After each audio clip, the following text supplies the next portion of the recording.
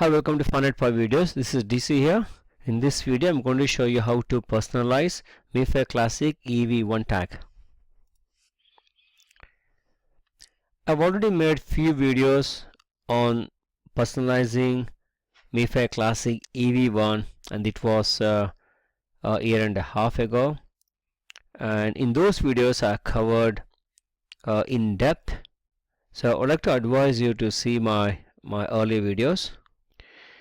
If you go to YouTube and type Fun at 5 videos, or if you type Mifare Classic EV1 personalization, you will see this playlist.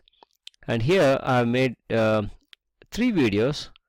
So the first one is speaking about the EV1 7-byte UID, next the personalization part 1 and the personalization part 2. And I've covered more or less in depth in these videos.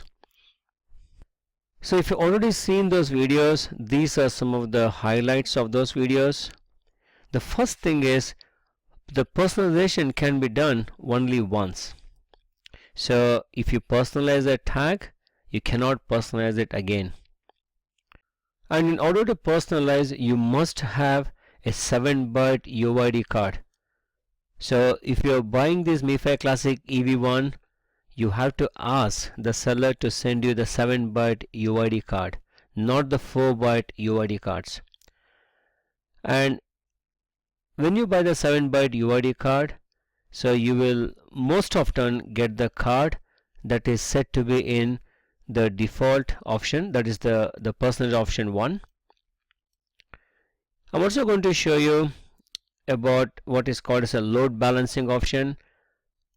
So here you can do any number of changes. You can personalize, or you can change the load modulation option more than once, unlike the other personalization here, which can be done only once. So you can have the load modulation either a strong or normal. So I can show you how these things are done through the software, but I personally not worked with I don't know when these modulation options are used.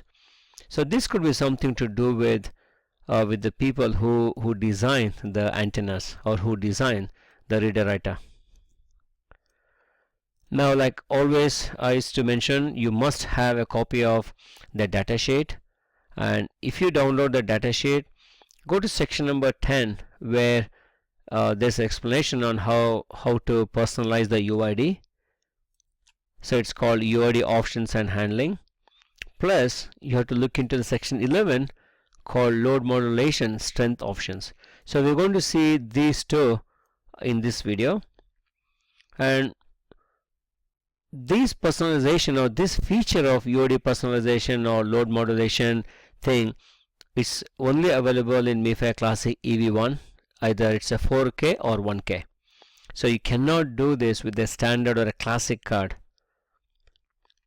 Now you know that I've made so many videos. EV1 are said to be more secure than the classic tags. Think about the cloning. So I'm not seeing any cloning that can be done for Mifare Classic EV1. And also the last one, which is a bit covered here. So what I mentioned there is, it's about the NXP, the originality check. So the Mifare Classic EV1 supports NXP originality check. Again, it's good for the system integrators, where you can check that the card used it's indeed made by the NXP and not by probably any other manufacturer.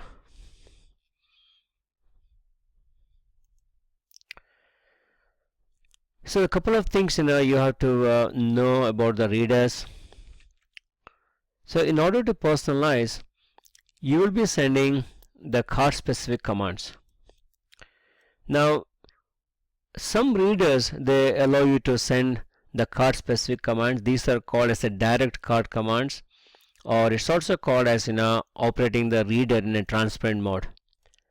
And some does not allow you to send the direct card commands at all. It could be because the firmware in the reader may not support it. So you have to first check whether your reader So first you have to make sure your reader supports you to send the card specific command, or maybe probably some reader manufacturers might put these personalization commands into their firmware itself. So I'll be using three types of readers in these videos.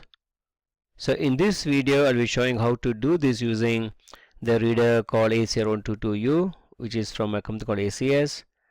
After that I'm going to show you how to do the same thing using the PN532 board, which is this is helpful for people who are working on embedded systems.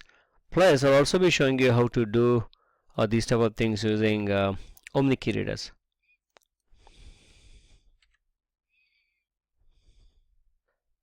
So you have to get the documentation or data sheet of Mifare Classic EV1. I've got here, this is the 1K, and you also have to get one for 4K as well.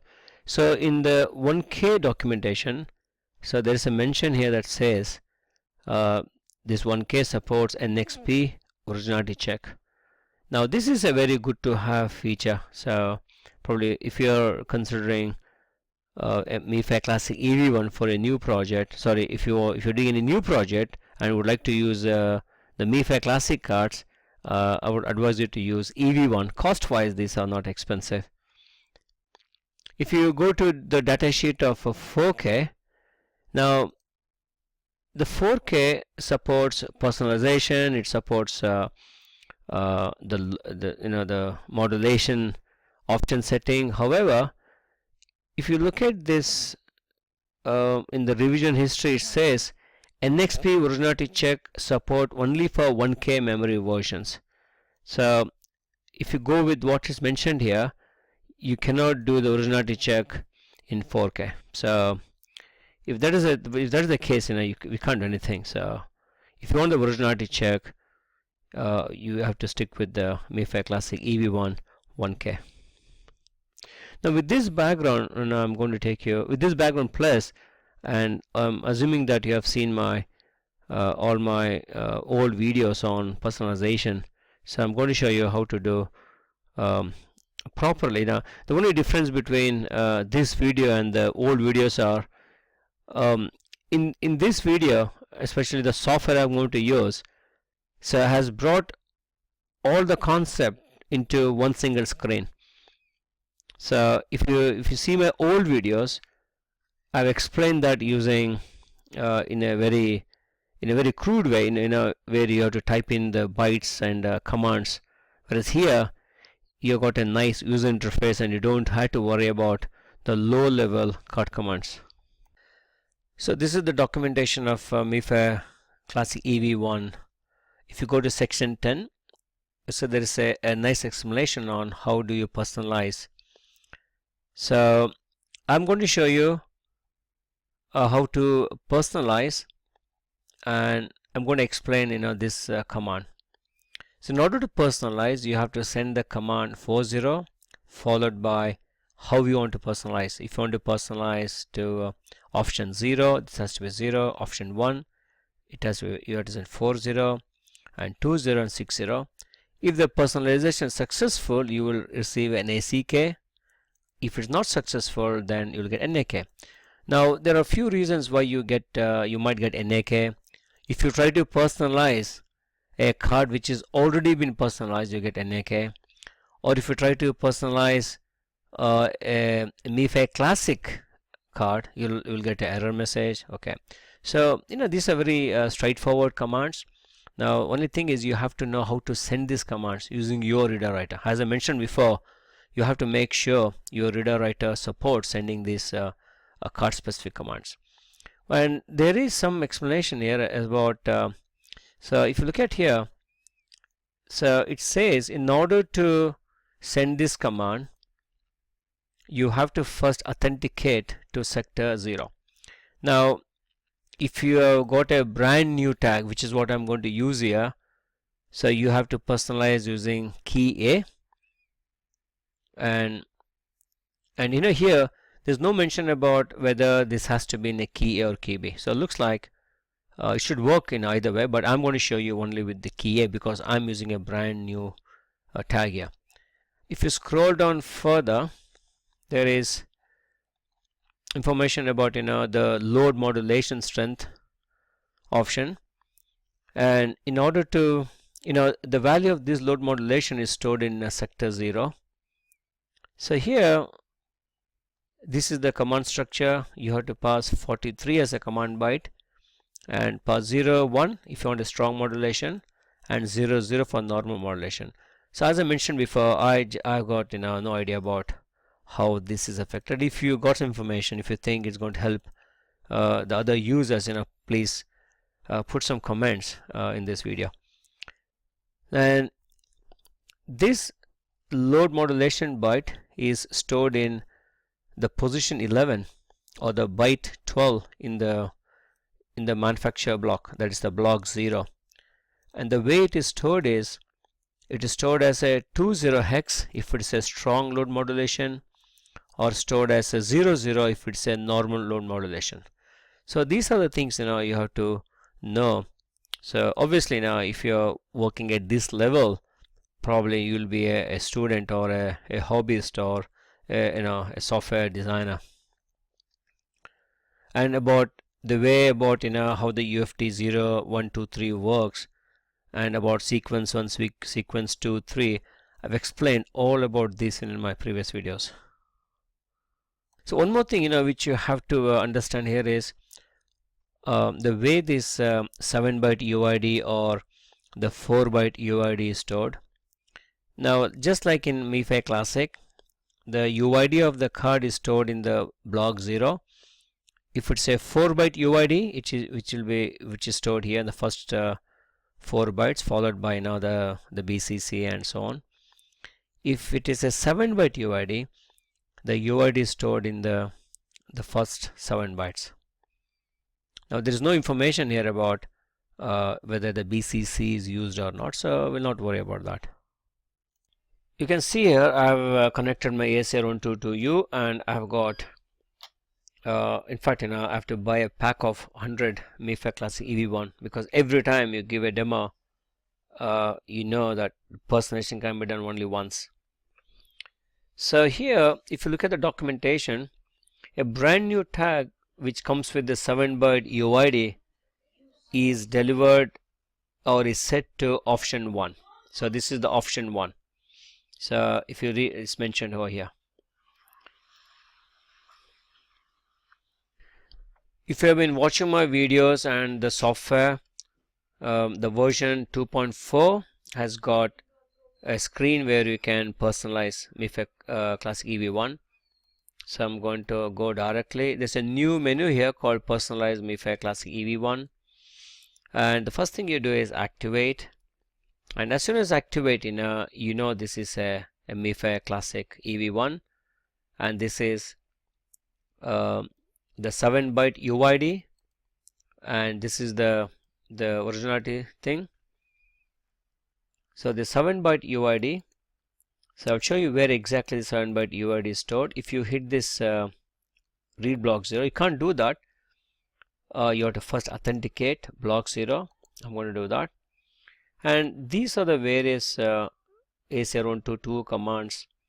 Now all these commands I explained in my videos in how to use Mifare Classic EV1 read, write and value blocks. So if you read block 0, so this is the manufacturer block. You can see the 7-byte UID is stored here, the first 7 bytes of the block 0, and remaining bytes, there is no information in the datasheet what they are. And keep in mind, you cannot change this block 0, so you don't have to worry about. The only thing what we know so far is the byte 12, which is set to 20, and remember the documentation, 20 means it's a strong modulation. So a brand new tag probably comes with a strong modulation set. So I would like to show, first I would like to show about strong and normal modulation, because you can do this a number of times. So this is already in strong modulation. I'm going to set this as normal modulation, but the documentation says, so if you go back to documentation here, So in order to set this modulation, you have to authenticate. So if you look at this one, it says this needs to be authenticated to sector 0 with key A. So here in fact it's mentioned that it has to be key A. So we have already authenticated this, so we just have to hit this button and understand what's going on in the commands. Now the software says the load modulation strength is set to normal. It's a successful message. And if I try to read this block again, you know that this has changed from 20 to 00. So that shows we have just set the modulation to normal. If you look at the commands here, see the ACER122, the way it works, you have to get used to that. You cannot change the way it works. So I'm sure some people struggle getting these commands working. The secret here is you have to set the auto poll off. So set the auto poll off. Then you have to somehow, I don't understand why, you have to do the read block 0. Then, so these two commands, setting the PN532 CRC, these two things, if you do this right, basically you're trying to read and setting the CRC of the response to false. If you do that, you are able to get the response. See, this is the command called the set mod type to 0. This is a direct command. Now this is the syntax of the direct command, and from here to here is what the PN532 command. Now the documentation says in order to set to normal, you have to send the command byte 43 followed by 00, and if it's successful you will get a acknowledge, which is 0A. Now this is a success byte as well. So now this response is enough to know that the modulation command worked for us.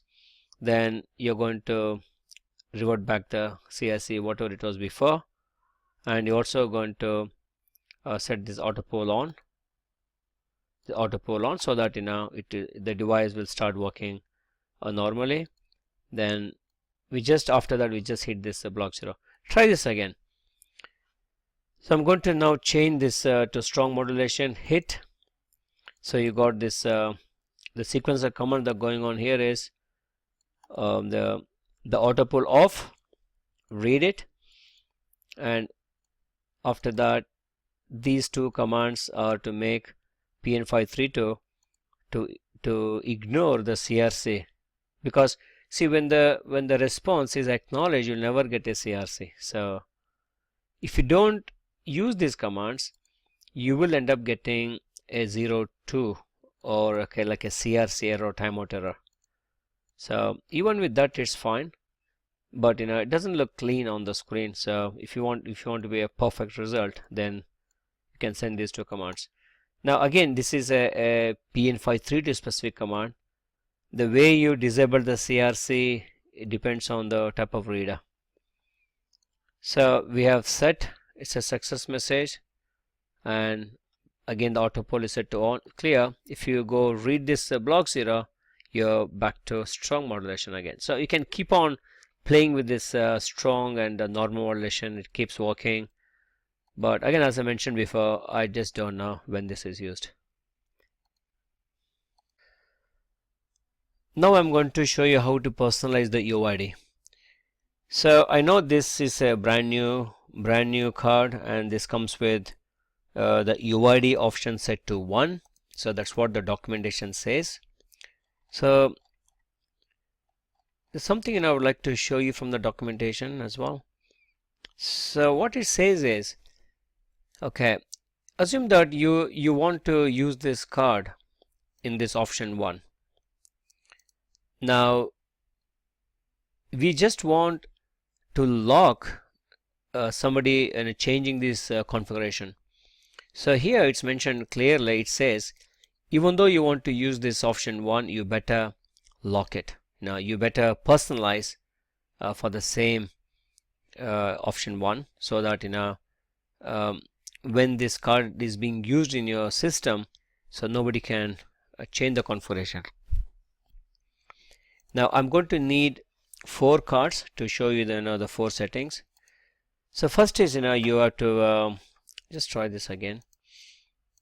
Now this is the UID here, 7-bit UID. Before you personalize UID, you have to first authenticate. I'm going to use key A as authentication. I'll clear this so that you understand the various commands. I'm going to hit UID F0. Now there's a warning here because this is done only once. So you can see that there is a successful message from the software, and so probably now it's good to, yeah, I'm going to explain what are these commands are. The first step, as I mentioned before, make A0122 to stop the auto polling. Without this auto polling, I don't think you can make this command work. Then read this block 0 again. Just don't know why. If you don't read it, it doesn't work. So after that, these two commands, just like in modulation, I'm going to tell PN532 to disable the CRC because so that I can get a nice acknowledge. After that, send this personalized command. The documentation says use 40 followed by the code. 00 is for UID 0. I got a nice acknowledge message here, 000A, and you're going to enable the CRC, and this is going to set this auto pull on. So clear it. You won't see any difference in the card. The UID is still the same. Maybe you can, nothing has changed here. It's still the same 7-byte UID. So if you try to do this again, so this time when you send this series of commands, the command has failed here. So it has written 04, and if you look at the PN532 documentation, it says 04 is a invalid operation kind of error. So that shows you can't personalize more than once. So now this card, probably now I have to use it to demonstrate something else about EV1. So I'm going to use one more brand new card. I'm going to activate. This time I'm going to configure to UID F1. So UID F1 is same as will still give you a 7-byte UID, but it has got a shortcut that can be used during the activation, which I explained in my old videos. So authenticate is successful, and hit this UID F1. Now the only difference you will see is the command byte here, which is 40 for UID F1. It's a successful thing. Now again, if you what the document says is, whenever you do this personalization, it says you have to reset the card. You have to take out the card and put it back. If you're working with A0122, probably you can have a kind of a button here to turn off the antenna and off again. So you can do like that. Now activate. Now literally there is no change here. So if you try to personalize for something different, say this one, you will get error message. So we have a tag now which is configured to UID F1.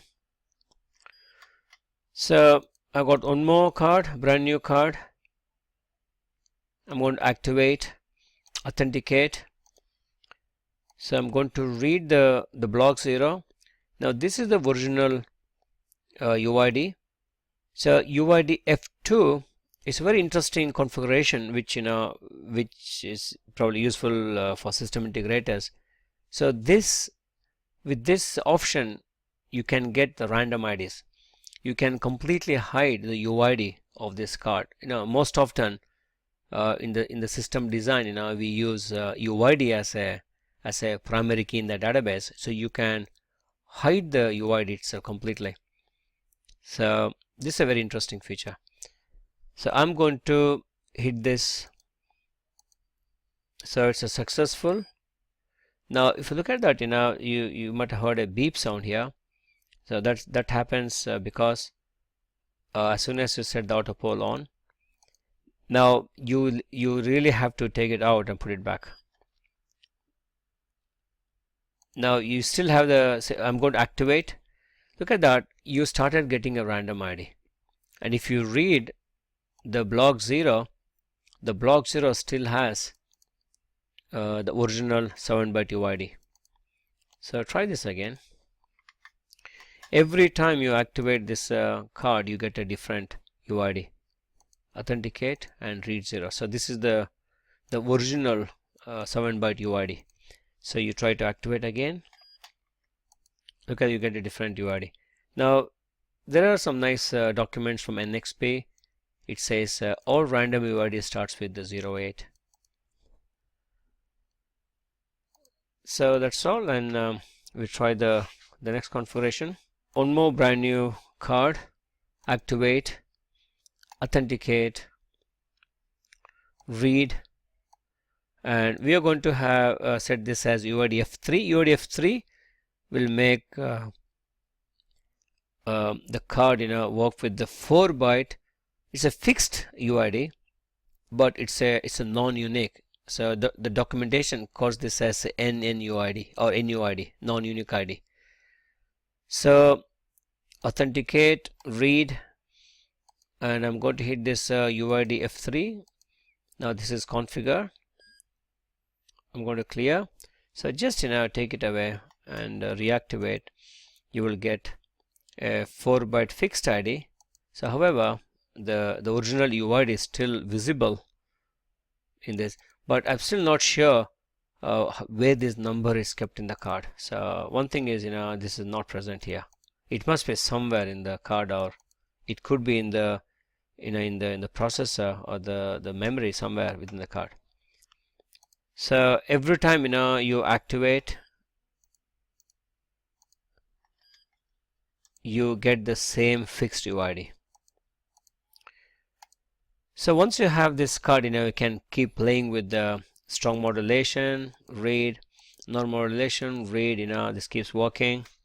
So you can take any tag, says clear it, activate, say authenticate, read what's there, it's a strong modulation, set that to normal, read, it's very easy. So I think that's all in this video. So to summarize, what we learned in this video is how to personalize and how to change the load modulation of a Mifare Classic EV1 tag, and this personalization works only if it is a Mifare Classic EV1. And also so Mifare Classic EV1 are not expensive to buy, so you can buy a pack of 100 and share among few developers. Alright, thanks for watching.